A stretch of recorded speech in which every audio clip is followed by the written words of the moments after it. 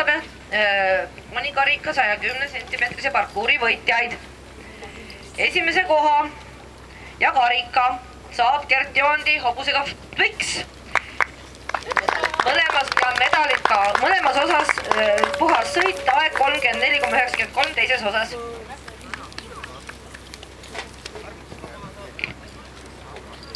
Teine Madli Murel, Evisliitas, puhas sõit, teises osas aeg 37 sekundit täpselt.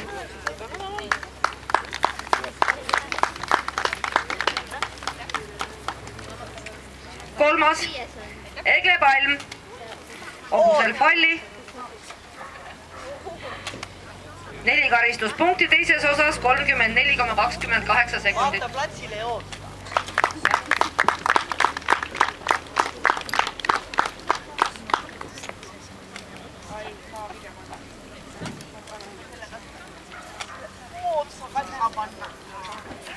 Jääbki sinna nokka peale.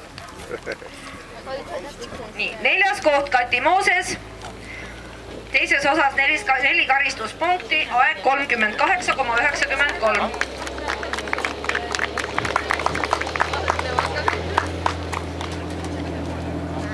Ja 5. Käptin Sehver, kellel lubati erandkorrastada ilma hobuseta, kuna hobun on juba treileris.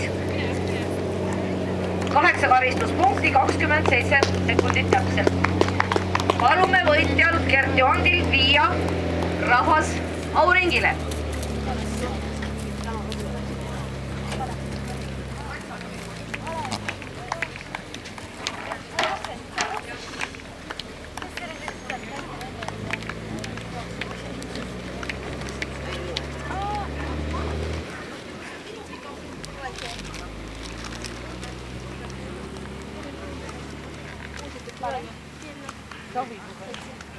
Ennem ka ei töötanud.